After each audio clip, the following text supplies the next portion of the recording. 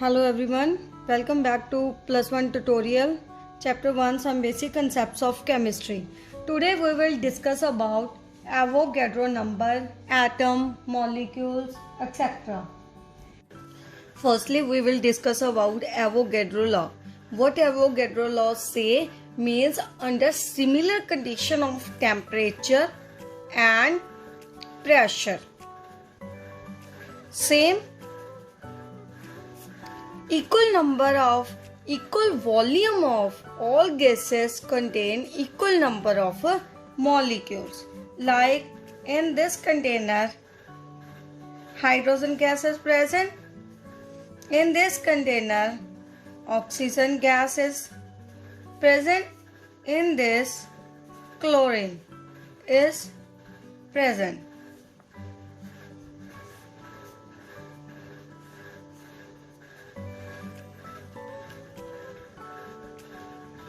One liter. Temperature, pressure, same, and number of molecules in same amount of gas is same. Clear? Means इसमें हमारे पास क्या है, volume same है, 1 litre. इसमें जो हमारे पास नंबर ऑफ मॉलिक्यूल्स होंगे वॉल्यूम में, इक्वल वॉल्यूम में, वो क्या होंगे हमारे पास सेम होंगे. बट मे बी हो सकता है वो साइज में, मास में क्या हो सकते हैं, डिफरेंट. क्या हो सकता है, मास एंड साइज क्या हो सकता है, डिफरेंट. बट वॉल्यूम में हमारे पास मॉलिक्यूल्स क्या होंगे, सेम.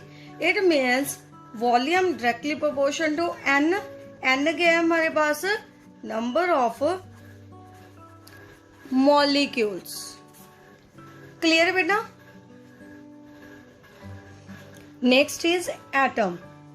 एटम को हमने लास्ट डाल्टन थ्योरी में भी हमने रीड किया था. एटम है क्या, हमारे पास पीरियोडिक टेबल है. पीरियोडिक टेबल में 118 एलिमेंट्स क्या हैं, प्रेजेंट है. Every element is made up of atoms. Atom means smallest part,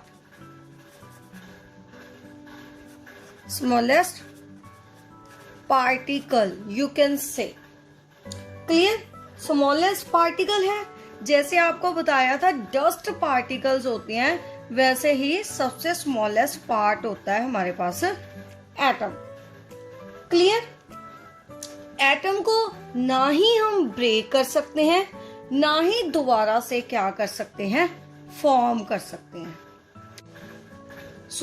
देखिए हमारे पास एटम में क्या प्रेजेंट होता है. मान लीजिए ये हमारे पास एटम है, सेंटर में इसमें क्या होगा, न्यूक्लियस. न्यूक्लियस में क्या होते हैं, प्रोटॉन प्लस न्यूट्रॉन.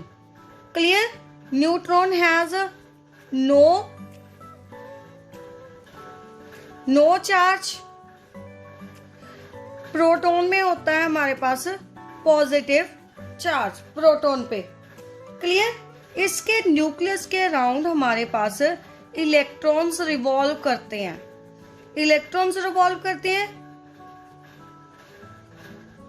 इलेक्ट्रॉन पे होता है हमारे पास negative charge. Clear. Next is molecule. Molecule क्या होता है, पहले हमने एटम किया है. एटम्स मान लो एटम कंबाइन करके तो हमारे पास किसकी फॉर्मेशन होगी, मॉलिक्यूल की.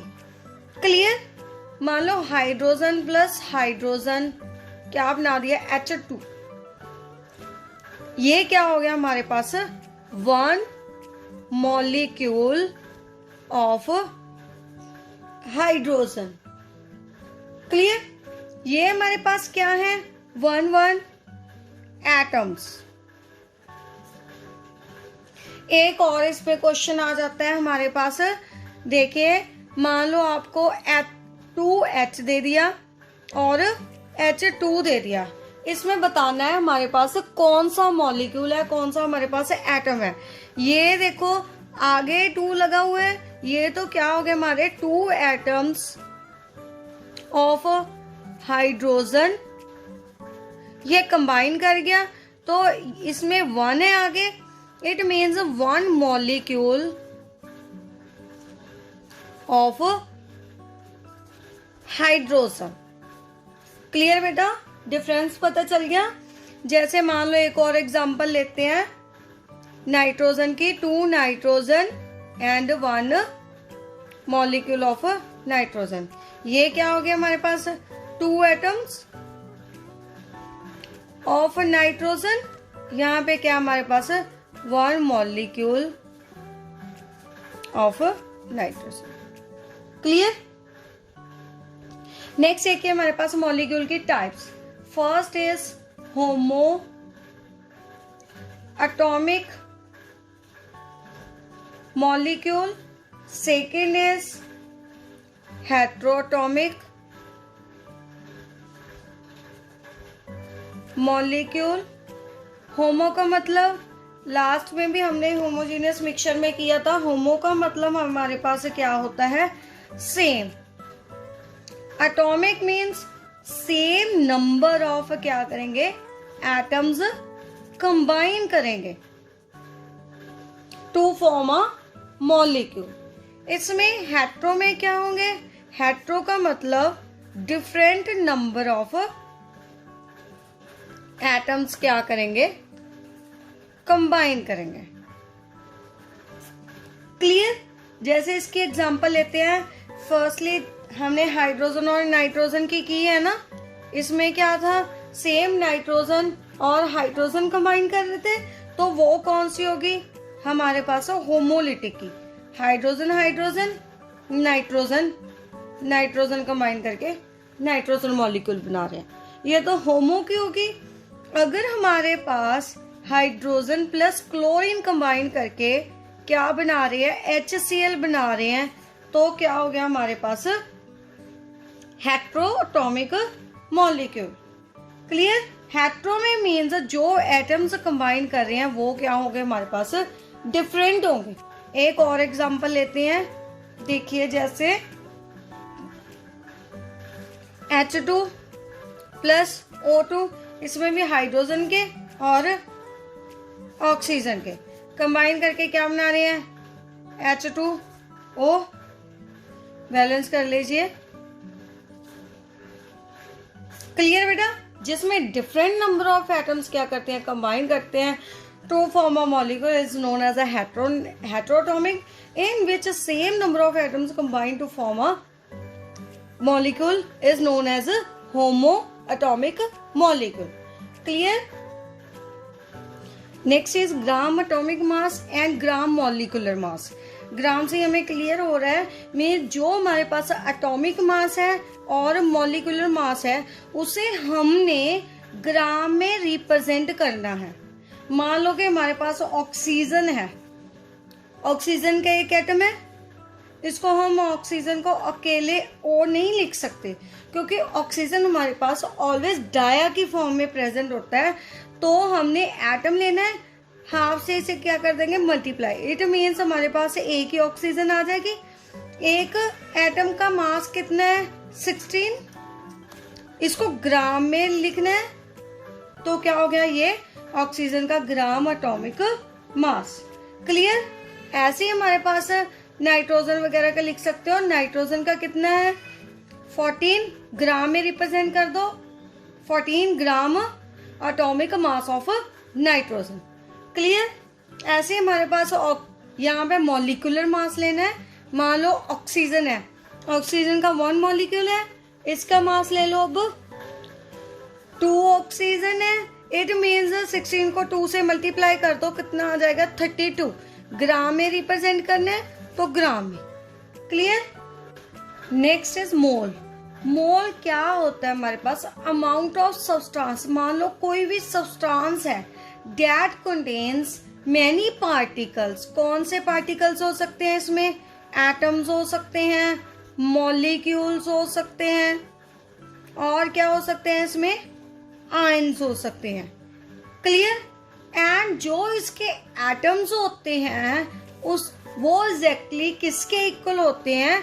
12 ग्राम ऑफ कार्बन 12 आइसोटोप के इक्वल। बात समझ में आई?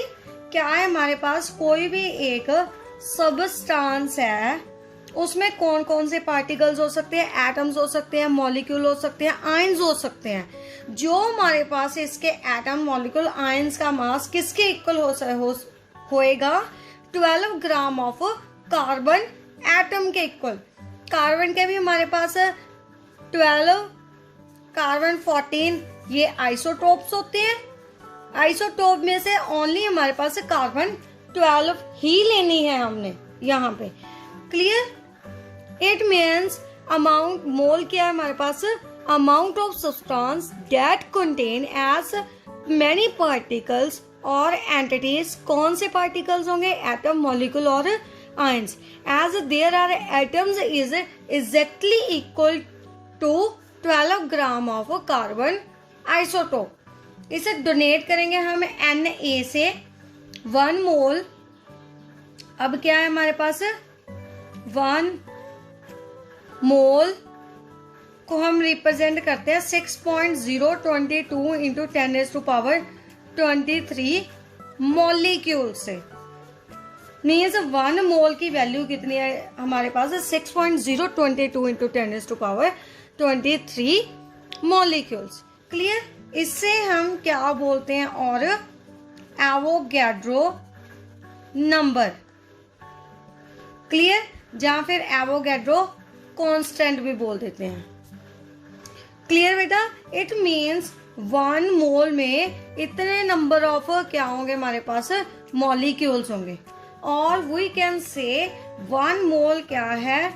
कलेक्शन है किसकी? कलेक्शन ऑफ 6.022 इंटू 10⁻23 पार्टिकल्स की। बात समझ में आई? जैसे एक बॉक्स है, एक बॉक्स में हमारे पास कितने सब्सटेंसेस प्रेजेंट है? मान लो ये टोटल मोल है। मोल में ये वाले हमारे पास है एटम्स, मॉलिक्यूल्स, आयंस हैं। कितने होंगे इस बॉक्स में? इसकी अमाउंट कितनी है? एवोगैड्रो नंबर के इक्वल। क्लियर? देखिए एग्जाम्पल से आपको क्लियर हो जाएगा मीन्स एक्चुअल में मोल क्या है। अब हमने 1 मोल ले लिया। क्या लिया हमने? हाइड्रोजन एटम्स लिए हैं। उसके एटम्स 1 हाइड्रोजन में कितने नंबर ऑफ एटम्स होंगे? Avogadro number. क्लियर? ये तो हाइड्रोजन एटम में लिए थे। अगर हम 1 मोल ऑफ हाइड्रोजन मॉलिक्यूल ले लें तो भी इसमें कितने नंबर ऑफ मॉलिक्यूल होंगे? एवोगैड्रो नंबर ऑफ क्या होंगे हमारे पास? मॉलिक्यूल्स होंगे। क्लियर? चाहे हम एटम्स लें, चाहे मॉलिक्यूल्स लें, चाहे हमारे पास आयंस लें, वो किसके इक्वल होंगे हमारे पास? एवोगैड्रो नंबर के इक्वल होंगे। क्लियर? अब हम चाहे ले लो आप 1 मोल सोडियम आयंस ले लो, मीन्स Na पॉजिटिव। क्लियर? इसकी भी वैल्यू किसके इक्वल होगी हमारे पास? एवोगैड्रो नंबर के इक्वल होगी। मीन्स इतने नंबर ऑफ क्या होंगे हमारे पास? आयंस प्रेजेंट होंगे किसमें? 1 मोल ऑफ सोडियम में। क्लियर? अगर हम इलेक्ट्रॉन्स ले रहे हैं, 1 मोल ऑफ इलेक्ट्रॉन्स ले रहे हो तो इलेक्ट्रॉन्स भी कितने प्रेजेंट होंगे हमारे पास? एवोगैड्रो नंबर के इक्वल।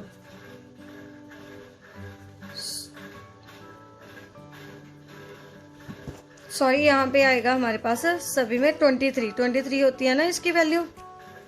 क्लियर? मीन चाहे हम नंबर ऑफ एटम्स ले लें, चाहे हम मॉलिक्यूल ले लें, चाहे आयंस, चाहे हम क्या ले लें? इलेक्ट्रॉन्स ले लें, सभी की वैल्यू मीन्स सभी की अमाउंट किसके इक्वल होगी हमारे पास? एवोगैड्रो नंबर के इक्वल होगी। क्लियर बेटा? इसको हम आगे न्यूमेरिकल्स में भी यूज करेंगे। सो अच्छे से ध्यान से इस टॉपिक को आप क्लियर कर लीजिए। क्लियर बेटा? ये तो मोल की वैल्यू थी अगर हम मास वगैरह ले रहे हैं, हाइड्रोजन का मॉलिक्यूल, आयंस और इलेक्ट्रॉन्स का। अगर हमारे पास वॉल्यूम आ जाए, मींस वॉल्यूम का पूछना हो, तो हम इसकी वैल्यू किस एवोगैड्रो नंबर के इक्वल नहीं लेंगे। तो हमारे पास कौन सी वैल्यू आएगी? 22.4 लीटर्स। क्लियर? मान लो हमारे पास गिवन है 1 mole of hydrogen gas at NTP. NTP का मतलब यहाँ पे है normal temperature and pressure. Clear? तो इसकी वैल्यू वॉल्यूम में कितनी आ जाएगी हमारे पास? कितनी लेंगे? 22.4 लीटर्स। क्लियर? मान लो 1 मोल कार्बन डाइऑक्साइड गैस है, तो उसकी वैल्यू भी वॉल्यूम में हम क्या लेंगे? 22.4 लीटर्स। क्लियर? अब आगे इसके न्यूमेरिकल्स करेंगे हम। Molecular mass. देखो बेटा, हम मॉलिक्यूलर मास से ही डिस्कस करेंगे मॉलिक्यूलर मास को कैसे फाइंड आउट करते हैं। लास्ट में हमने क्या किया था? मॉलिक्यूल्स के बारे में, एटम्स में डिफरेंस किया था ना, भी क्या होते हैं एटम्स। एटम्स तो सिंगल, जब एटम्स कंबाइन कर जाते हैं तो हमारे पास मॉलिक्यूल की फॉर्मेशन होती है। एटम का मास तो क्लियर था, जैसे हाइड्रोजन का है, एक हाइड्रोजन का एटम का मास कितना हो गया? 1 ग्राम में ले रहे हैं तो 1 ग्राम। क्लियर? अगर नेक्स्ट हाइड्रोजन मॉलिक्यूल ले रहे हैं तो हमारे पास इसका मास कितना हो जाएगा? 2 × 1 = 2 ग्राम। क्लियर? और देखिए मॉलिक्यूल का, जैसे हमारे पास ऑक्सीजन मॉलिक्यूल है, तो इसका मास कैसे फाइंड आउट करेंगे? मॉलिक्यूलर मास ऑक्सीजन का कितना होता है? 16 इंटू कितने है हमारे पास ऑक्सीजन? 2 मल्टीप्लाई कर दो तो कितना आ जाएगा हमारे पास? 32 ग्राम। क्लियर? ये तो हमारे पास सिंपल है। अगर हमारे पास मान लो इथेनॉल है, C2H5OH प्रेजेंट है, तो इसका मॉलिक्यूलर मास हम कैसे फाइंड आउट करेंगे? देखिए, कार्बन का कितने हमारे पास? 12 इंटू कितने है कार्बन के? 2 मल्टीप्लाई कर दो 2 के। उसके बाद हाइड्रोजन है, हाइड्रोजन से पहले हम साइन लगाएंगे प्लस का। क्लियर? तो उसके बाद हाइड्रोजन का लिखेंगे। हाइड्रोजन के कितने हैं? हाइड्रोजन का पहले मास कितना होता है हमारे पास? 1 इंटू कितने एटम्स है? 5 है, इंटू कर दो 5 से। क्लियर? नेक्स्ट ऑक्सीजन का, ऑक्सीजन का कितना है? 16। क्लियर?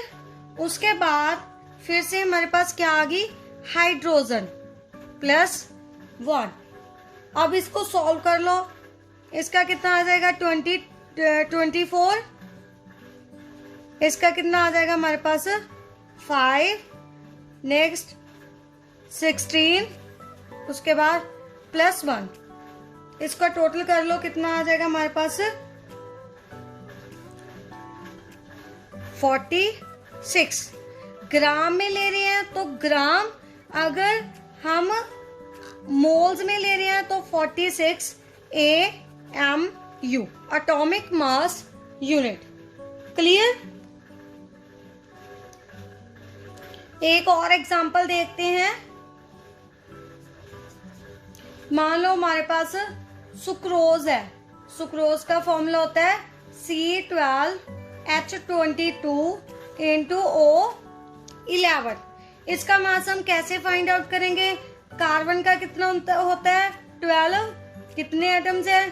12, प्लस हाइड्रोजन, हाइड्रोजन का कितना होता है मास? 1 इंटू कितने एटम्स है? 22, प्लस ऑक्सीजन, ऑक्सीजन का कितना होता है 16 इंटू 11। क्लियर। अब इसको मल्टीप्लाई कर लो, इसका कितना आ जाएगा 144, इसका 22, इसे मल्टीप्लाई करके देखो 176। अब तीनों को क्या कर लेंगे, प्लस कर लेंगे, तो हमारे पास आ जाएगा 342। क्लियर। ऐसे हम मॉलिक्यूलर मास किसी भी कंपाउंड का, मॉलिक्यूल का क्या कर सकते हैं, निकाल सकते हैं, सॉल्व कर सकते हैं। क्लियर बेटा। नेक्स्ट हम निकालेंगे नंबर ऑफ मोल्स।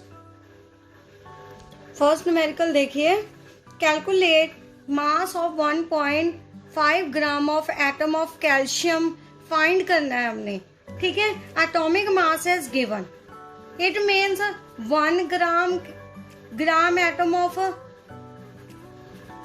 कैल्शियम कितना कंटेन करेगा, हमारे पास 40 ग्राम है उसमें। क्लियर। 1.5 में कितना होगा 40 इंटू 1.5, इसे सॉल्व कर लीजिए, हमारे पास क्या आ जाएगा 60 ग्राम।